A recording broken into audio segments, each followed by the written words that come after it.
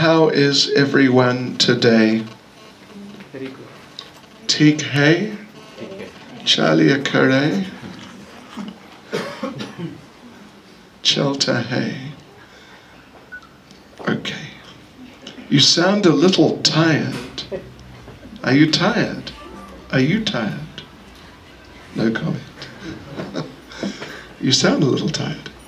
I think, you know what I think? I think we should do a little exercise, a little Vaishnava exercise. Okay. Everyone put your hands in the air. Everyone. Everyone take a deep breath. And everyone say after me very loud. Hare Krishna! Hare Krishna! Louder. Hare Krishna! Hare Krishna! Okay. Not bad. Not too bad. Ek minute.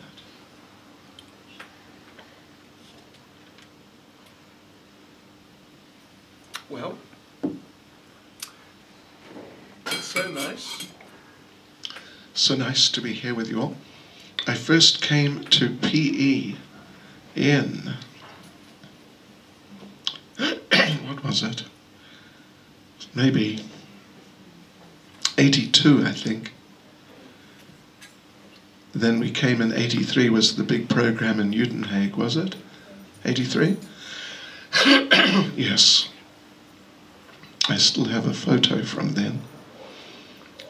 So yes, so that means now it's getting on for 30 years of connection for myself with PE and surrounding areas and the devotees.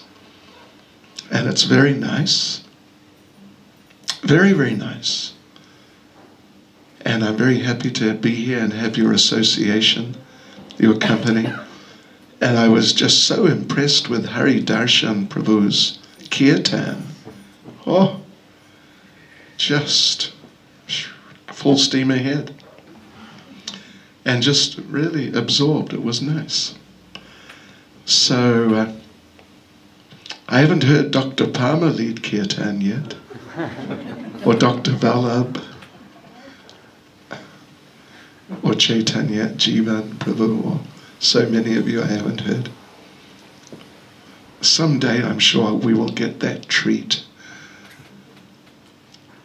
So anyway, today we are continuing on with our little seminar, part 1 of the demons in Krishna's Vrindavan Leela. And I suppose we will just, every time I come for the next so long, we will continue on with some more.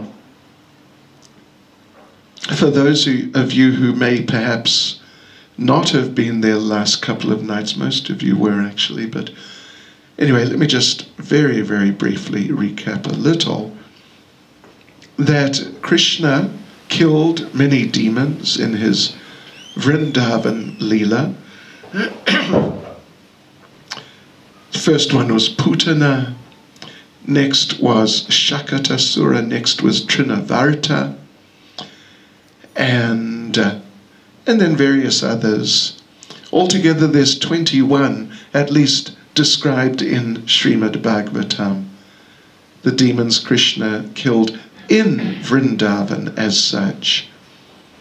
Of course, not in every case did Krishna actually kill the particular person in question, like we read last night about Nalakuvara and Manigriva, who are connected with the Damodar Leela. They were the sons of the treasurer of the demigods, Kuvera.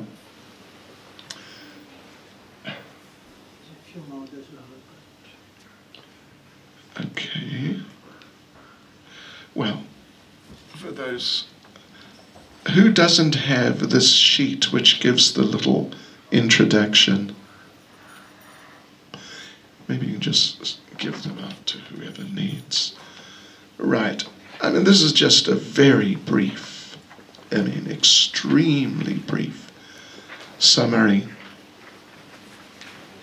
So they were the sons of Kuvera, the treasurer of the demigods, and they were therefore used to great opulence, and their hearts had become hardened by that great opulence.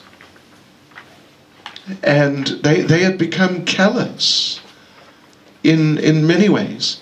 Callous to people who were poor. They just didn't care.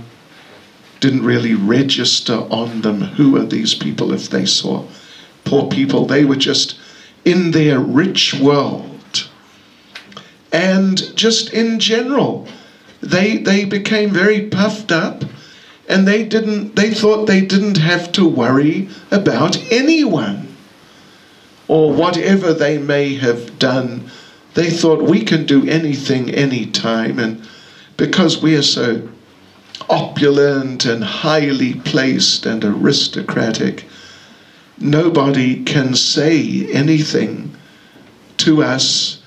And they were used to it, actually, that nobody would say anything, which just reinforced this whole extremely foolish type of mentality. So Krishna didn't kill them. We say the seminars, the demons. Well, actually, we say the demons in Krishna's Vrindavan Leela. They were not even really demons. They were just very confused young men. It's not that they wanted to kill anyone, kill Krishna.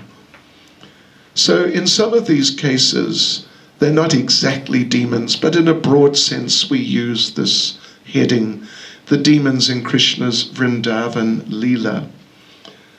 Because certainly, all of them, even if they were not really demons, at the time they encountered Krishna and whatever the pastime was unfolded, then, at least at that stage, they were in a demoniac type of consciousness, or extremely materialistic.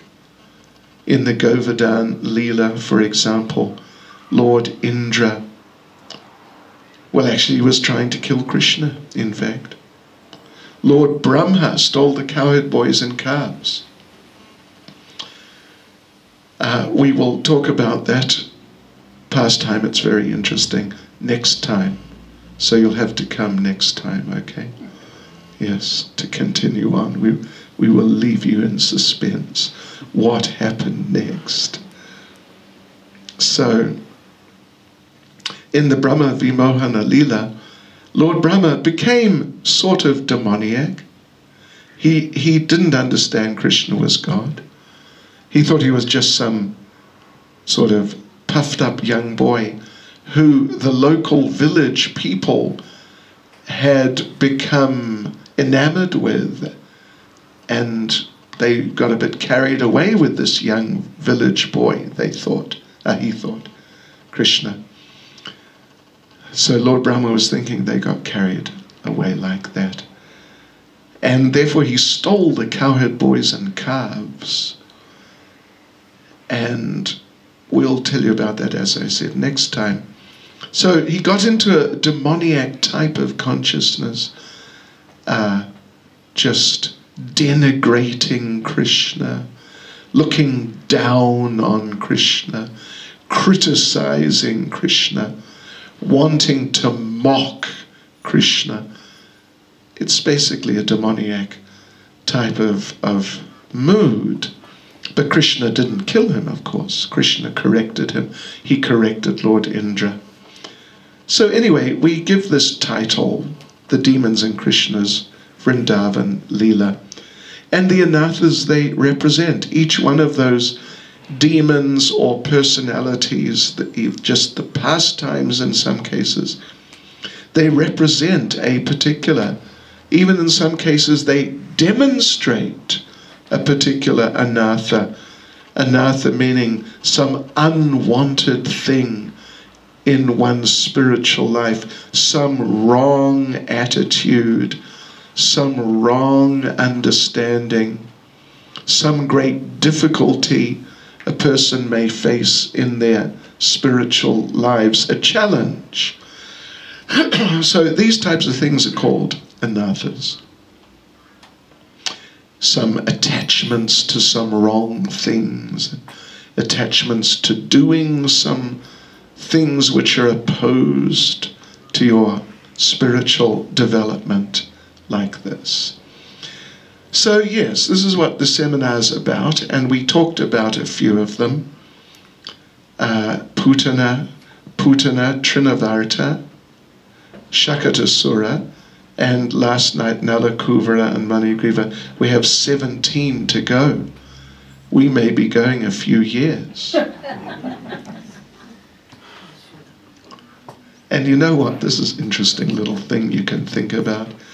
When Prabhupada was just born, then his mother did a thing which was not extremely unusual in those days in India. I don't know about now. His mother took a vow that from today, until he asks me why I'm doing it, I will eat with my left hand. And in that way, Prabhupada's mother thought, at least he'll stay alive that long. Because he has to, for my vow. And so she did this, not to trick him or anything, but she thought, in this way, at least he'll be guaranteed to live that long.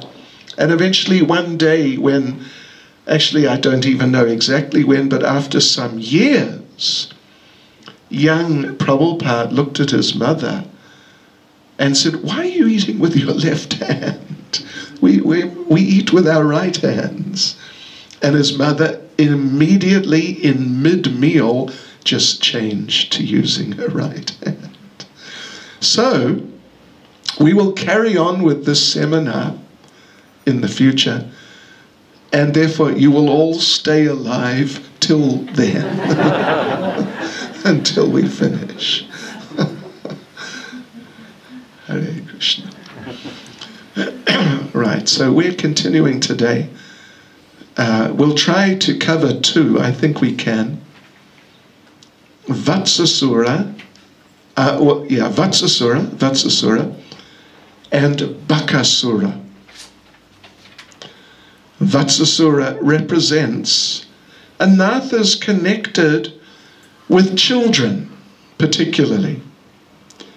Means anathas which children may influence children in their spiritual development, and anathas of adults which may afflict them when they deal with children. Yes. Because, well, Srila Bhaktisiddhanta Saraswati actually, he wrote an essay about this particular subject. It's like a purport to this understanding that Vatsasura represents these anathas. And there, Srila Bhaktisiddhanta made the point that for children, that children should also become Krishna conscious, and they should be trained to become Krishna conscious.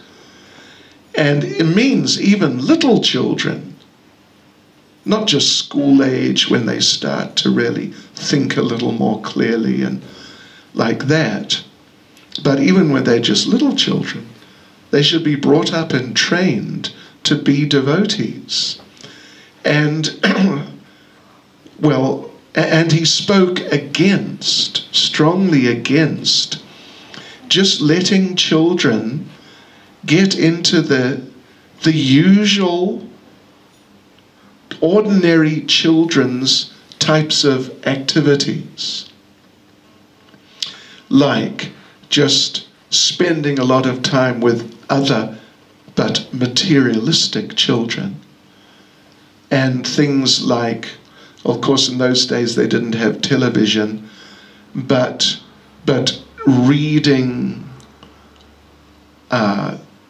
like materialistic children's literatures, watching, in today's context, watching materialistic cartoons and so on television.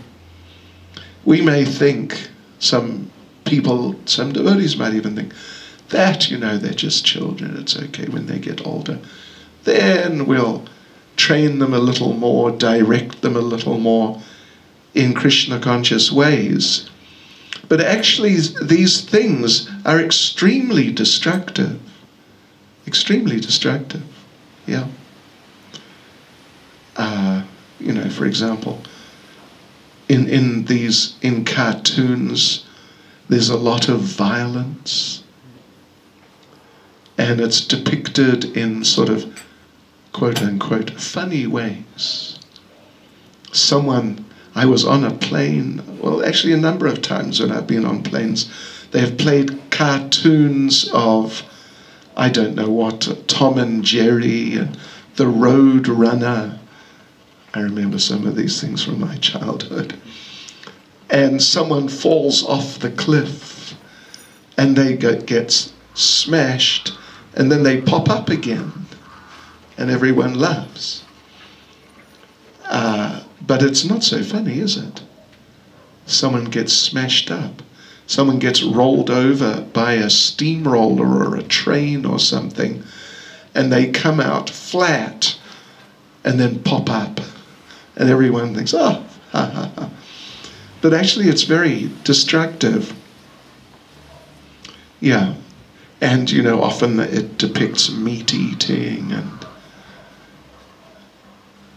there was McDonald's did some advertising sort of project for children with a character, Ronald McDonald. I don't know if they still do, I have no idea, but this is some years ago. And Ronald McDonald, it was for the children. He was sort of like a clown type, funny person. And he taught the children that how hamburgers grow on the hamburger tree. And you just pick them and gee whiz, it's nice. And then Ronald McDonald, the actor, he somehow he met some devotees. He met devotees and he got some literature, and he had like a sudden revelation, enlightenment, major enlightenment, and he understood what he was doing wrong. So he quit and he became a devotee, and he still is a devotee. He was Ronald McDonald. So basically, in regards to children, the idea is, you know, obviously not that you can just push them to get up really early because their bodies physically need more rest, and you can't discipline them. They can't take discipline as adults can, and you know, their minds, they have different types of mindsets, but still we should try to train them in Krishna consciousness really systematically, and not just let this idea, oh, they're just children, be an excuse for letting them get into materialistic things.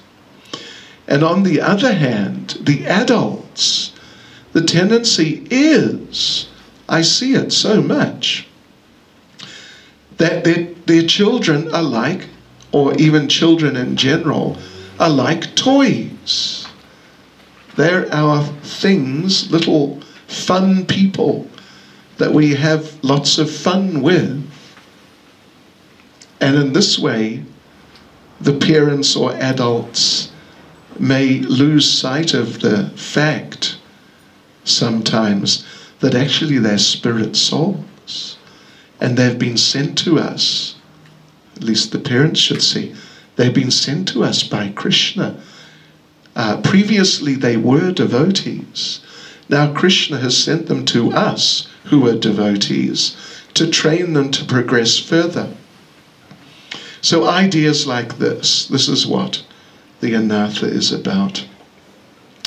So now time has moved on a little bit from the time of the Damodar Leela, not a lot, but a bit. Krishna is now 3 years old. Krishna is 3 years. So Krishna had turned 3, say 2 or 3 months before. This pastime takes place on the Gop Ashtami day in Kartik. Yeah. So Krishna's just turned 3. And Krishna, 2 years old, 3 years. Krishna, as a little boy, there's nice description in the Bhagavatam, how, maybe a little before this, slightly before, how the parents, the ladies would get together. And they, of course, would not go to work in the factory and hire a maid from Soweto or the equivalent, around PE, to look after the child, or leave the child with granny. The mothers would look after the children. They would actually look after the children and look after the house and just make the house a home and really see to the atmosphere, the environment, and the facilities and everything. One time, I read an account, a factual account, not actually even from devotees, but one lady in America, a housewife, she had to go to some government office to fill out some documents for something, passport or whatever it may be. So in she went, and she had to be interviewed. So the man behind the desk said, "Okay, what's your name?" "All right," wrote it down. "And what's your address?" "Okay." "What's your date of birth?" "Okay." "And what's your occupation?" She said, "Housewife and mother." And the man stopped. He said, "What?" She said, "Housewife and mother." And the man thought. And he said, "No, I mean, what do you do? What do you do?" She said, "I'm a housewife and a mother." And he said, No, look. What's your occupation?" And she said, "I'm a housewife and a mother." And the man was stumped. He said, "You mean you're unemployed?" So she gave up and went away. But she had to do this thing, whatever it was. So she came back some other time, and the same process. "What's your name?" "What's your address?" "Okay." "What's your date of birth?" "What's your occupation?" She said, "Child development technologist." And the man said, "Oh, okay, very good." So the ladies in Vrindavan, they would stay at home and they wouldn't sleep, sleep all day. And they wouldn't just be on the phone all day or just gossip all day or go shopping all day. They would look after the children and train the children and look after the whole atmosphere and environment at home, because it is so important that it warrants that, it requires that. And, you know, even we see in Indian society, I don't know about here so much, but certainly in Durban, you get there's so many crazy young Indian teenagers, people in their 20s, like bizarre, truly bizarre, truly bizarre. And you know, they're products of not this culture, but the other culture where husband and wife must work and children are not brought up properly and so on and so forth. And then all the television and stuff like that, and at school so much degradation. So it's Kali Yuga. Kali Yuga in the name of economic development. The whole family system has collapsed, at least significantly, in many quarters, many parts of the world and many communities, and global warming is there and so on and so forth. So, but here now, the ladies, Mother Yashoda and her friends, they were there at home and they would look after the children. And there's very nice description of how Krishna and Balaram would be there, and just little boys, and the ladies would say to Krishna, "Dance, Krishna," and Krishna would dance in some sort of clumsy child's way, you know, just, and they would laugh. And Krishna would laugh. And different things they do. They would sometimes chase the calves, hold on, grab them by the tails, and the calves would run and drag them along. Doing all sorts of things like this.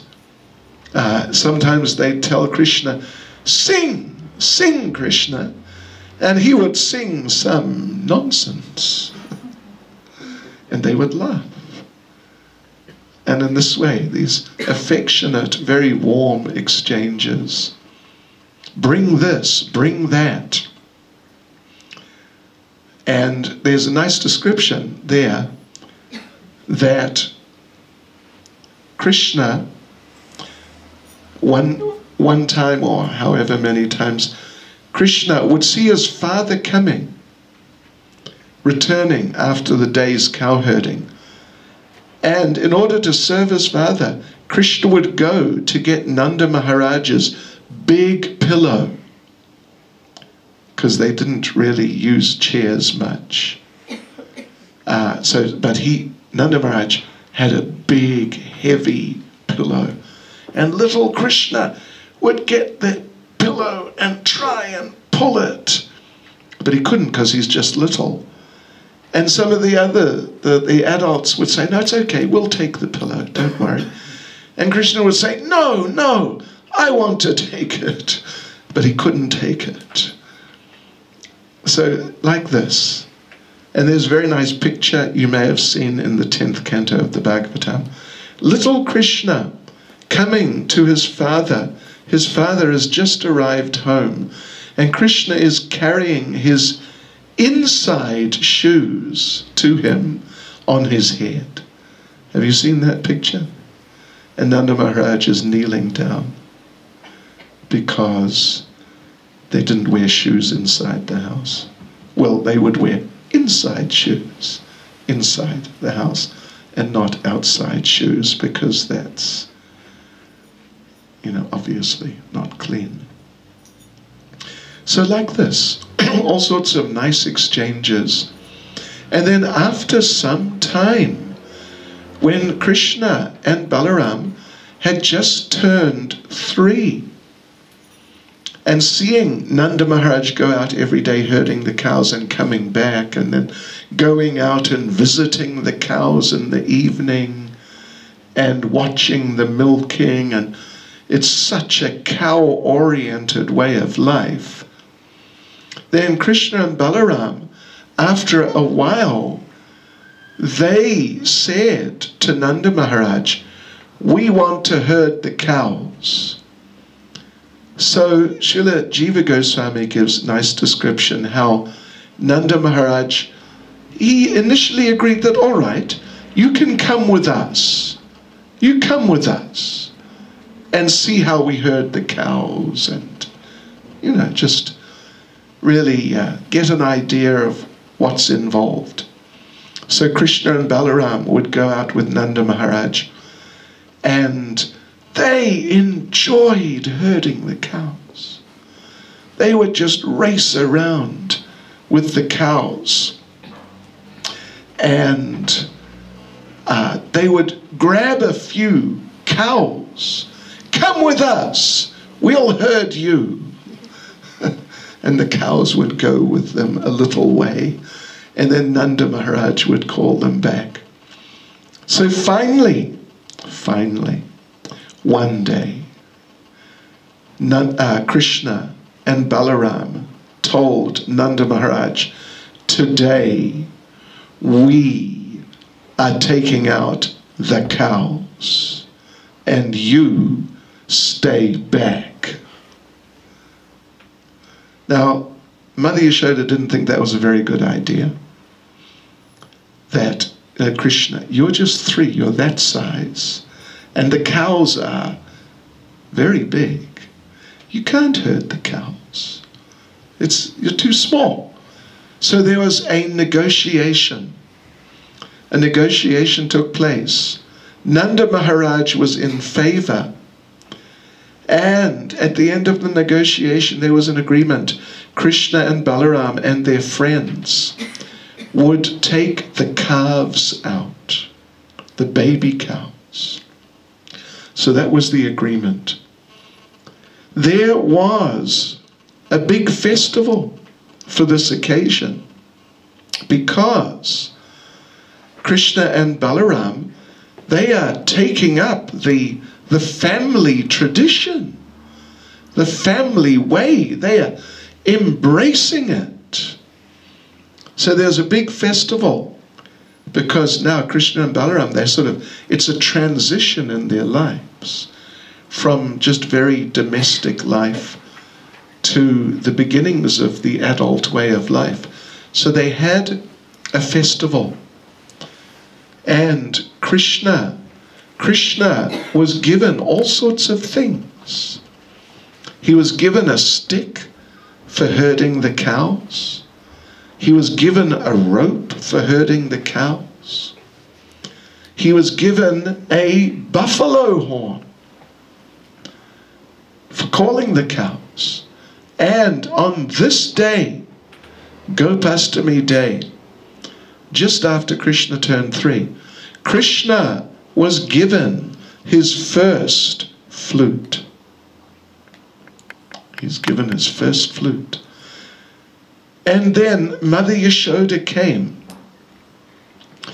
And Mother Yashoda had a very nice pair of little decorative shoes. Little decorative shoes. You see them sometimes in India. They have pointy toe, which is sometimes turned up, and they're decorated nowadays with the little plastic mirrors and the odd little plastic little something. But in those days, they were decorated with gems. So really beautiful little shoes. And Mother Yashoda told Krishna, here, take these and wear them. You're going into the forest now, and you'll be out there for hours. There are many thorns there. There are many rocks. So wear these shoes, and you'll be okay. And she gave Krishna an umbrella. That Krishna, it's hot out there, and you'll be out there all day. And a servant to carry the umbrella. Here, take this servant with the umbrella. He'll shade you from the sun. And Krishna said, no, I will not take these things.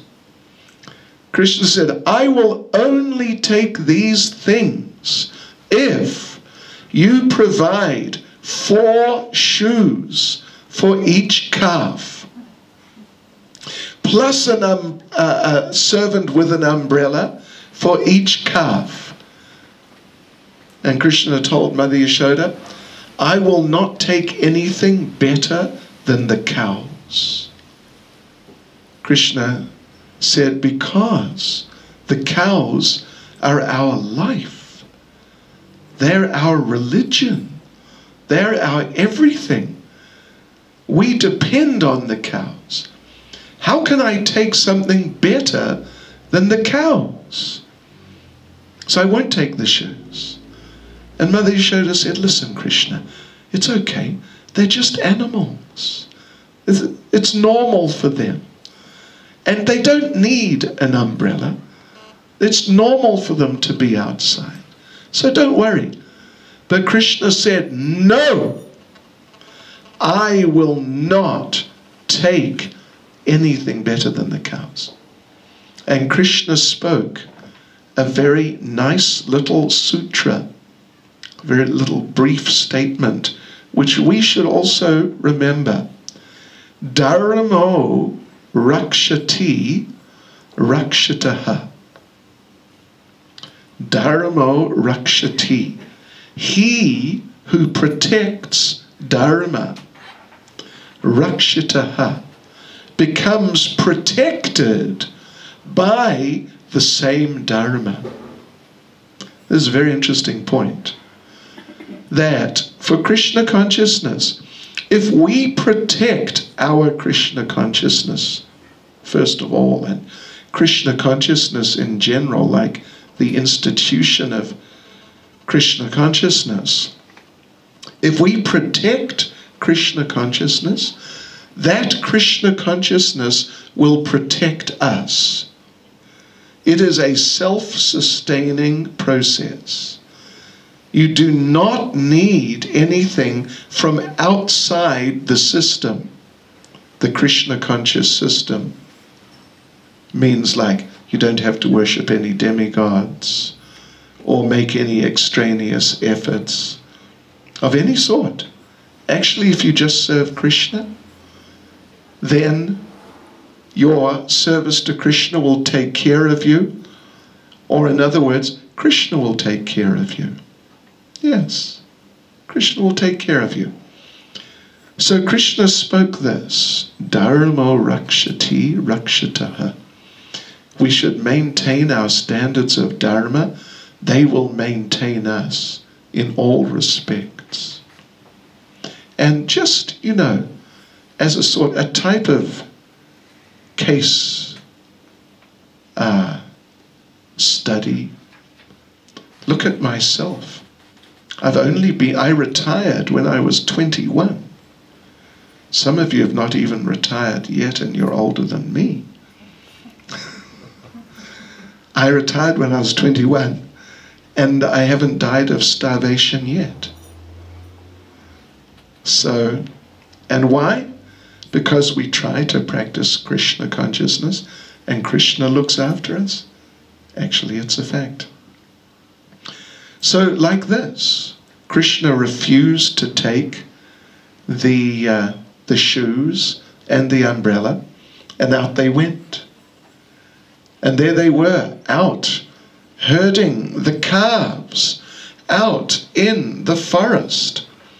When what should happen?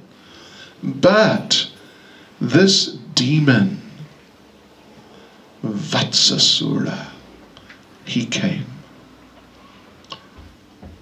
And, you know, when Krishna and Balaram would go out herding the cows, generally, they did not really sort of like herd the cows in the sense of chase the cows around here and there and direct the cows. The cows just followed Krishna. Wherever Krishna went, the cows just went. So all they really did was play. That's basically what they did. They would play games together. And the Bhagavatam describes sometimes they'd throw ropes and stones, or ropes with stones, to get fruits from the trees. Sometimes they would play football with fruit, like Baal and Amalaki. You familiar with these fruits? Amalaki is small, green, like this size. Baal's a little bigger. Sometimes they would cover themselves with blankets and imitate cows and bulls and fight with one another, roaring loudly. And sometimes they'd imitate the voices of the animals. Sometimes they would chase the birds, like go to catch the birds would fly off. They'd chase their shadows. Sometimes there were some wells here and there in the ground. Sometimes they would shout down the well and an echo would come back, and they would speak insulting words to the echo. Who do you think you are, talking to us like this? So as they say, boys will be boys, and they were really boys. So then, that Vatsasura came. He had been watching Krishna in the village and hoping to get an opportunity to come in and try to kill Krishna. But in the village there are too many people around and adults around. He didn't really get a chance. So what he did, he assumed the form of a calf. And that day he came sneaking into the herd of calves, thinking that, I look like just another calf, so they won't notice me. And when the time comes, I'll just pounce on Krishna and just kill him. Little did he know that Krishna, of course, Krishna's omniscient. And Krishna understood. And Krishna went to Balaram and said, hey, listen. See over there, don't look now, but just over there. You see him? It's another demon. Let's get him. So then Krishna, just very nonchalantly, like life is normal, things are just going on. Krishna just went over to that Vatsasura and came up behind him, just, I'm minding my own business. And Krishna suddenly grabbed his rear legs and spun Vatsasura so powerfully, spun him so heavily, that just through the centrifugal force of the spinning, that demon died. And all the cowherd boys cheered, and the demigods showered flowers, and that was very nice. This happened immediately before breakfast, and then they had breakfast. So yes, this is Krishna's business. And like we said, well, we already mentioned basically about the anatha, that children need to be trained. And of course it has to be done very sensitively and very intelligently. But they need to be trained to become devotees and not just left to their own devices just to sit in front of television, play video games, shooting people all day. not like that, but they need to be trained. And the adults need to see that the children are trained nicely in Krishna consciousness. So then the next demon described is Bakasura. This is shortly afterwards that Krishna and Balaram and the cowherd boys and the calves, they were out somewhere in the vicinity of Varshana. And suddenly they all felt very thirsty, so they went to find some body of water. They found a lake there. Next to the lake, they saw some sort of gigantic creature. They couldn't make out what it was. It looked like the peak of a mountain which had been struck by a bolt of lightning and smashed to the ground. If you can imagine that. Yes. Because, you know, we get here, if you go up into the Free State and areas like that, you get these mountains or hills which are flat on top. You know what I mean? And different parts of the world you get those. In many cases, those are mountains who previously could fly, but they became rogue mountains, and they would attack villages and just land on top of a village. So Lord Indra would cut their heads off with his thunderbolt weapon. Prabhupada once was driving in America somewhere in the Midwest, and they saw such a mountain, and Prabhupada pointed it out. He said, "You see that mountain? It used to fly, but Lord Indra cut its head off." Prabhupada's transcendental vision. So, there's more to life than meets the eye. So, anyway, they went to drink from this small lake, and then that creature, strange-looking creature, looked up. It was Bakasura. There's a reason why he looked like a mountain peak that has been struck by lightning and smashed to the ground. We'll tell you about that shortly. But then he sort of woke up and got up, and they saw it is a gigantic stork, semi-aquatic bird with long legs, long beak. So that Bakasura, he saw Krishna, and he decided, I want to get Krishna.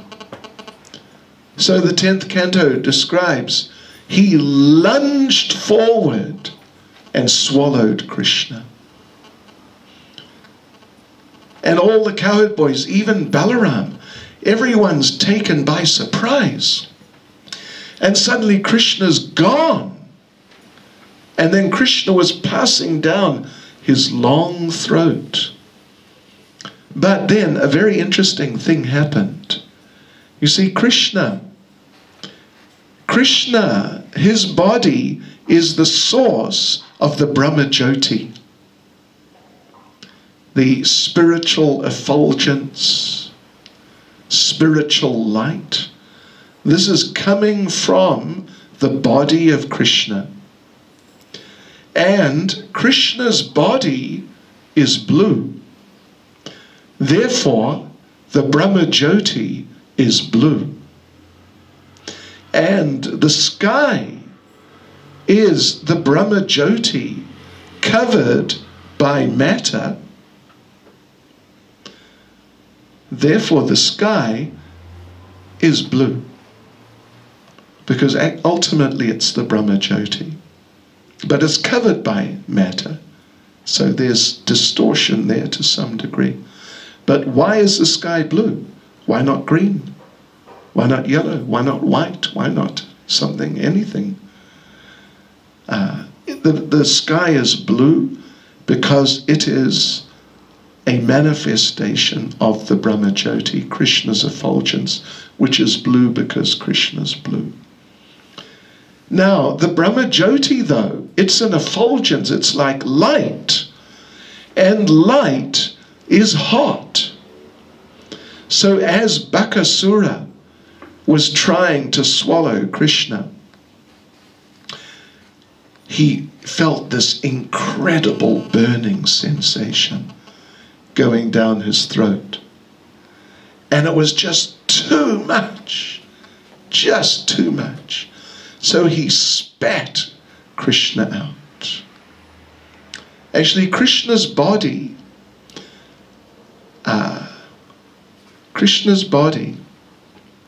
is blackish blue.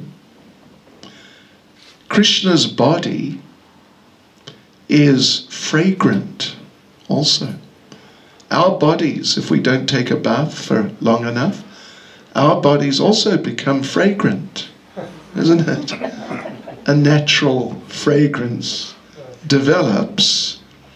But Krishna's body, it has a natural fragrance which is very nice. And therefore sometimes the devotees say, Krishna's lotus feet are sweet, because his body's fragrant. It means his body is tasty. His body is fragrant, and sometimes this is actually a challenge, a problem in Krishna's pastimes. When Krishna wants to do something secretly, like meet the gopis without anybody knowing, he's meeting the gopis, somebody comes, and Jatila, Radharani's mother-in-law, comes. Krishna has to duck away, but the fragrance of his body remains. And everybody knows the fragrance. So Jatila comes on the scene and smells, Krishna has been here. It's a problem in terms of secrecy. So anyway, Bakasura spat out Krishna, and Shri Shri Nitai Gaura Sundar Shri Shri Jagannath Baladev Subhadra Devi Ki Jai.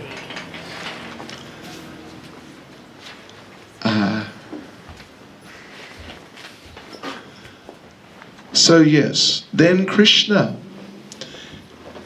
Bakasura came to attack Krishna again, to try to bite him. Krishna took the top part and the bottom part of his beak and just opened his mouth up and further until his whole head split in two. And that was the end. Good night, Bakasura. Now, of course, the point still remains. Why did Bakasura initially look like a mountain peak that has been struck by lightning and smashed to the ground? So there's a very interesting story behind that from Garga Samhita.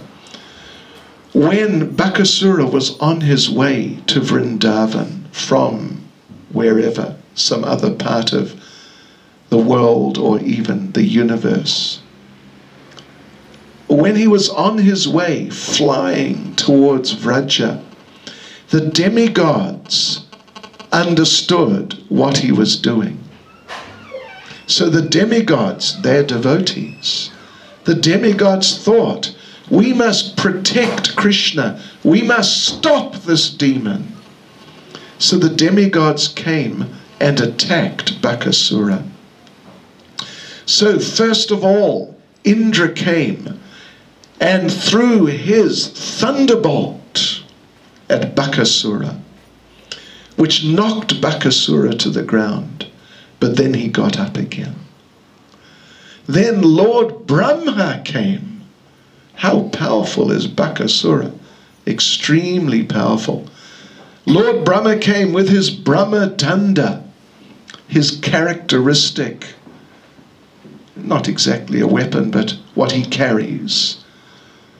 And he struck Bakasura with his Brahma Danda, which knocked him unconscious for 1 hour. But then Bakasura got up again and continued on his way. Then Lord Shiva came and threw his trident at Bakasura, and this cut off one of Bakasura's wings. But the demon recovered and continued on, minus 1 wing. Then Lord Yamaraj came with his Yamadanda, the rod of justice, and struck Bakasura on the head, but his danda broke on the head of Bakasura, and Bakasura continued on. Then Surya attacked him with 100 fiery arrows, but still he didn't die. Then Durga Devi came with her weapons, a sword, a knife, and different things. There was nothing she could do. Kuvera came with his sword and cut off Bakasura's other wing. So now he has no wings. But he still did not die. Then Soma attacked him with his ice weapon, and Bakasura, tormented by cold, fainted, but then got up again and continued. Then Agni attacked him with his fire weapon and burnt all his feathers to ashes. But Bakasura did not die. Then Varuna came and tied him up with his ropes, the ropes of Varuna, and dragged him along the ground some distance, which hurt him badly, but still he didn't die.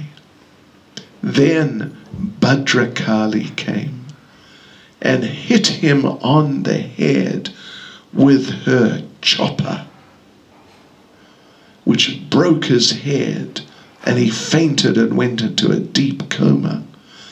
But then he got up again, shook himself, and roared like thunder, and continued. Then Kartikeya came and threw his Shakti weapon at him, which cut off one of his legs. Now he has no wings, no feathers, and only one leg. Poor Bakasura. But still Bakasura continued. Then Bakasura turned and attacked all the demigods, and they're all forced to just flee. So this is why the Bhagavatam says, when Bakasura arrived on the scene there, he looked like a mountain peak which has been struck by lightning and smashed to the ground. He really looked quite smashed, but still he tried to kill Krishna. So anyway, of course, you know, Bakasura, he's the younger brother of Putana, one of the younger brothers. The other younger brother is Aghasura, who's the next demon next time. So anyway, the thing is, Bakasura, what does he represent? We say he represents really duplicity, hypocrisy, two-facedness. And Srila Bhaktisiddhanta Saraswati makes an interesting point, that Bakasura, this was his practice. He had been sitting there by that lake. He had been trying to make it look like he was a yogi meditating, but actually he was more interested in eating fish.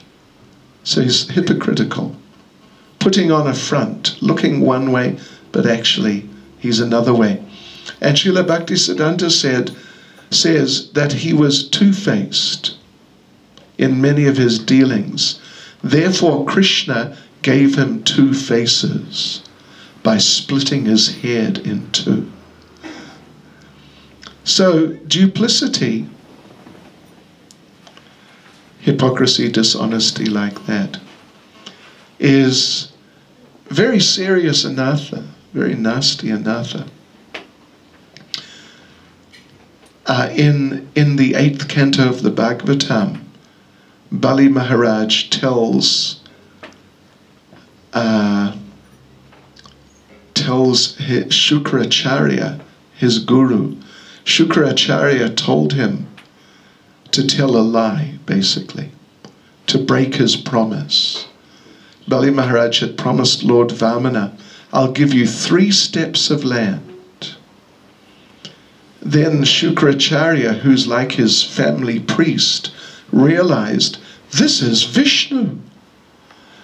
There's some plan here.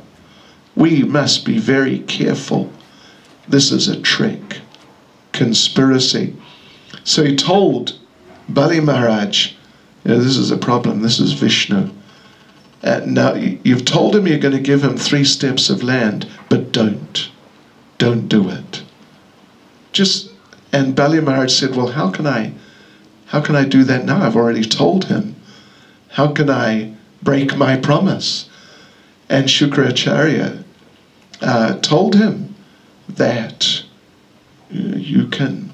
There are many situations in which you can break a promise and it's all right. This is his logic. He says, if before you give a promise, before you make a promise, if you do not use the word Om, you can break the promise.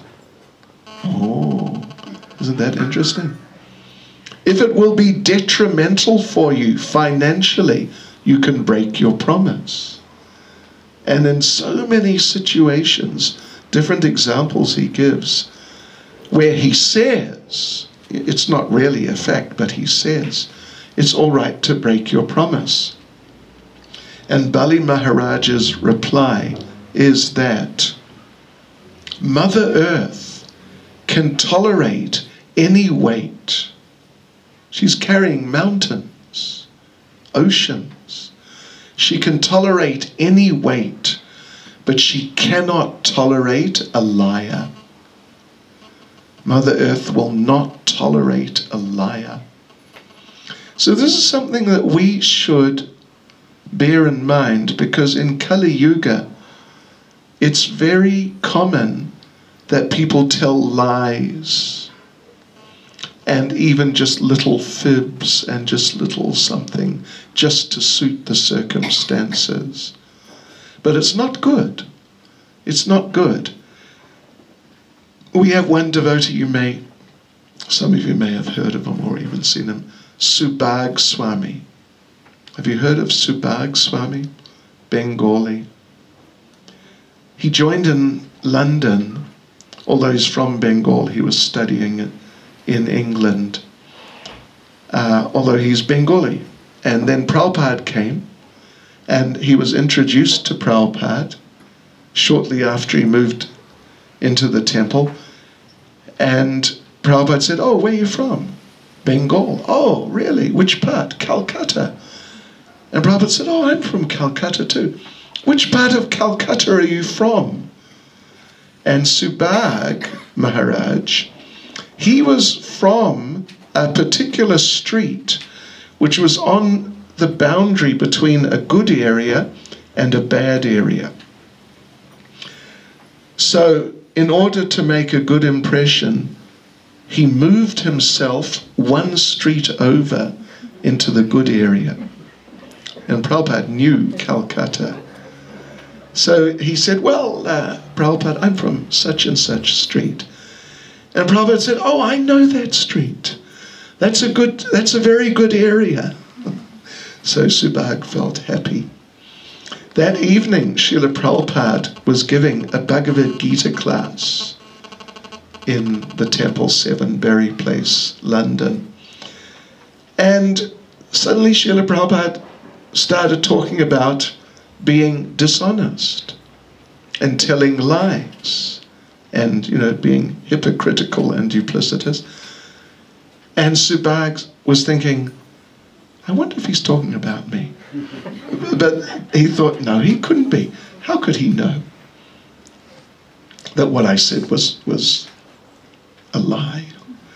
And then Prabhupada looked straight at him, and said, you should never lie to the spiritual master. And Subhag sitting there thinking, but how could he know? And it wasn't a very big lie. And then Prabhupada looked at him again and said, not even a little white lie. So, yeah, duplicity, of course these things tend to catch up with you sooner or later. What goes around comes around. So, sometimes you get devotees even. Maybe not so much here, I don't know, but I've seen devotees who, they come to the Sunday program, nicely dressed, dhoti, kurta, nice tilak, and walk around with their beads very seriously chanting. But then as soon as they go back home, lock the door from the inside. Nobody's watching. On comes television. Dilwale Dulyana Le Jayenge. Or something like that. Ra one. Or something. Yes. But then sometimes, somehow, they didn't lock the door. And some devotees just call in and just walk in. And then they see, what are you doing? So, yeah, things tend to catch up with us.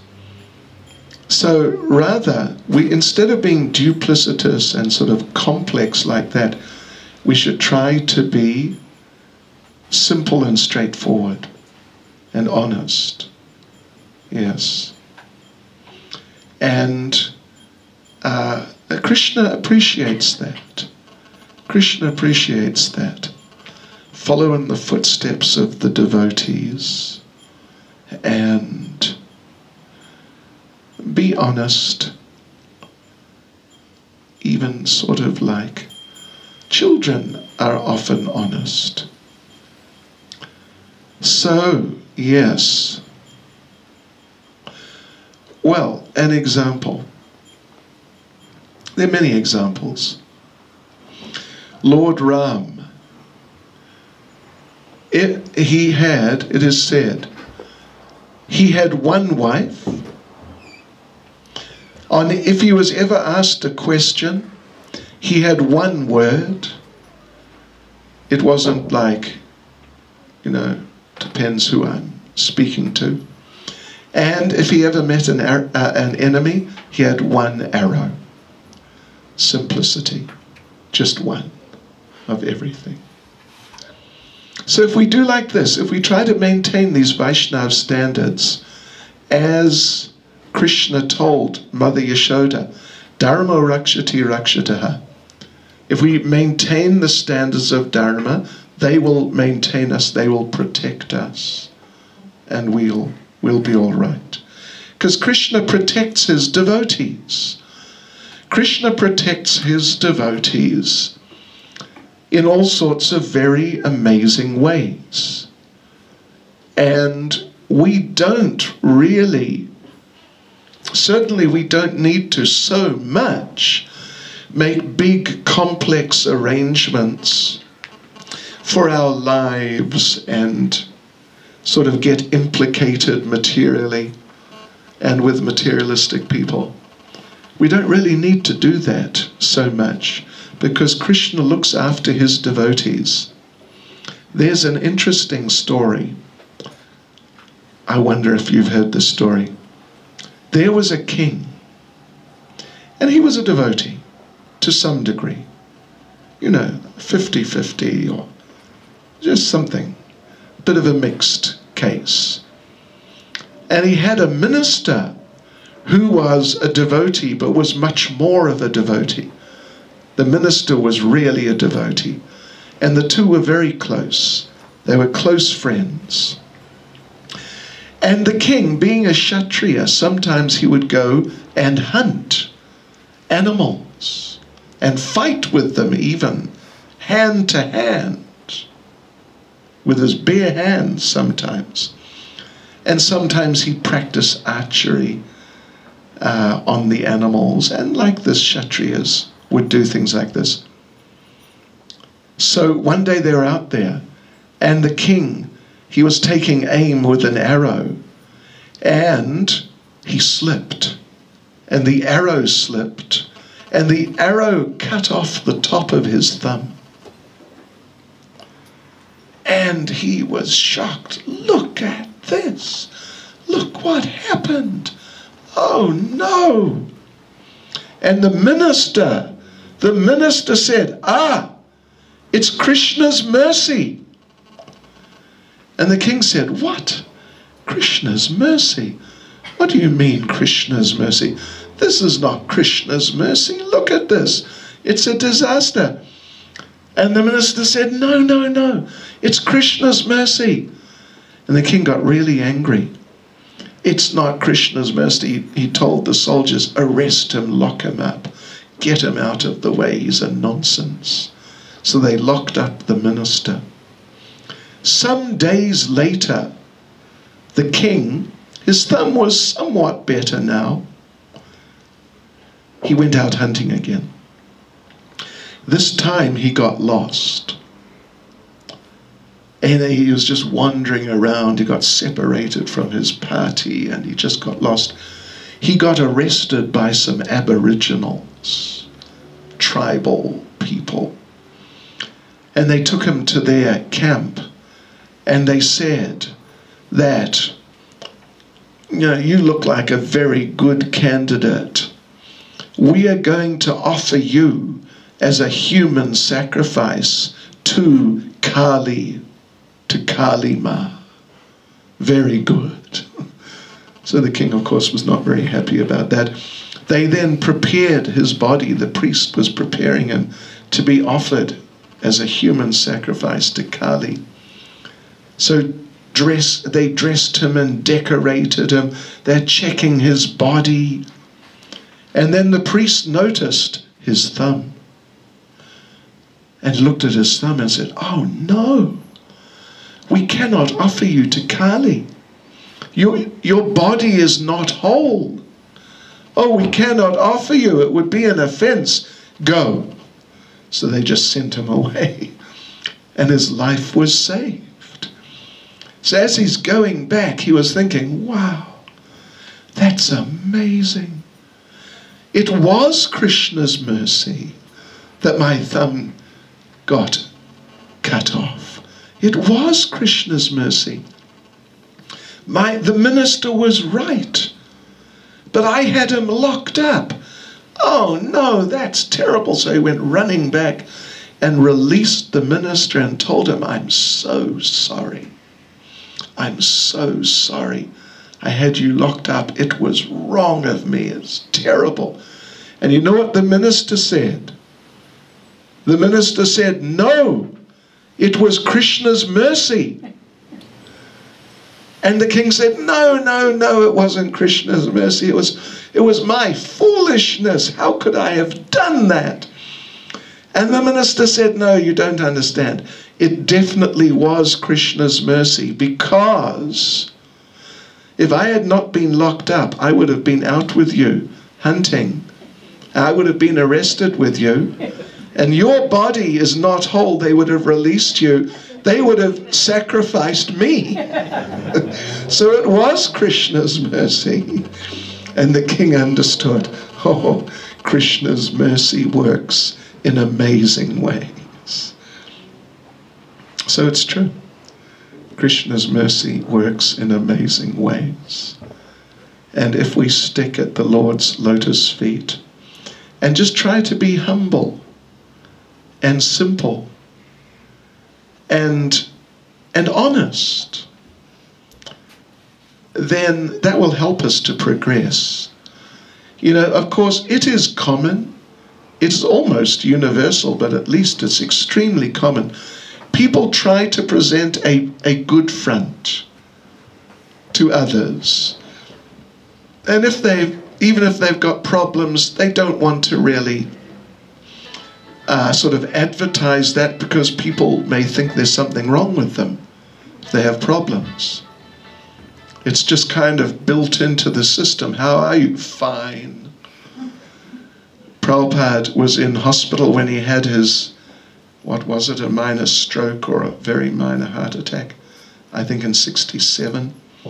And in the next bed was a man who'd been in some massive car accident. And his whole body practically was in plaster and limbs suspended in different ways. And he was right next to Prabhupada, and in the visiting hours, the man's family came, and you know what they said? They said the most ridiculous thing. So insensitive, if you think about it, and just so stupid. They said, how are you? It's terrible. How could they do that? But he responded just like that, spontaneously, automatically, immediately. He said, fine. So even amongst devotees, devotees have problems. I'm sure there's at least one of us sitting here today who has some problem which really needs to be addressed for their development in Krishna consciousness. But the tendency may be, even amongst devotees, to try to retain a facade of fine.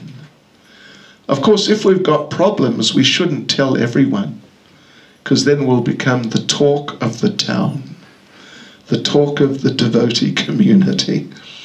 And you'll have devotees walking up to you and saying, oh, I didn't know you had that problem. But you should find at least one person who is trustworthy, truly trustable, trustworthy, and mature enough and Krishna conscious and intelligent enough that if you explain, if you have some problem, if you explain in an honest way, they can then analyze, understand, and give some nice guidance and advice, and at least give a different perspective. So it's actually one of the 6 loving exchanges. Well, it's 2 of the 6 loving exchanges. To reveal one's mind in confidence, in an honest way, not to everyone, but to some suitable person who can actually help. And if someone does that with you, starts to reveal their mind to you, some sincere devotee, then the second part is that you should listen and try and help. Yeah. These are 2 of the 6 loving exchanges between devotees given by Srila Rupa Goswami in Nectar of Instruction. To give prasad, to accept prasad, to reveal your mind, to listen to someone when they're revealing their mind, to give gifts and to accept gifts. These are the 6 priti lakshanam, exchanges of affection between devotees. Yes, so, you know, it also happens sometimes, and even you may have experienced it here. Some devotee is coming to the programs and coming, and it's going on, and he's coming, and then one day he just doesn't come. And then he just doesn't come. And that's it. And maybe you see him a year later. Oh, where have you been? But actually, he had a problem, therefore he stopped coming and withdrew from the society of devotees. So particularly those who are seniors, and some of you are, in Krishna consciousness also, we should try to be sensitive to the devotees. And if we have problems, then we should, in an honest way, approach suitable devotee and try and get some assistance. This is part of Krishna consciousness. This is like a very essential part, foundational part of Krishna consciousness. To be honest and straightforward. And in this way, we can get help when we need it. Hare Krishna. Srila Prabhupada ki. Oh, thank you for listening so patiently. And what's our program?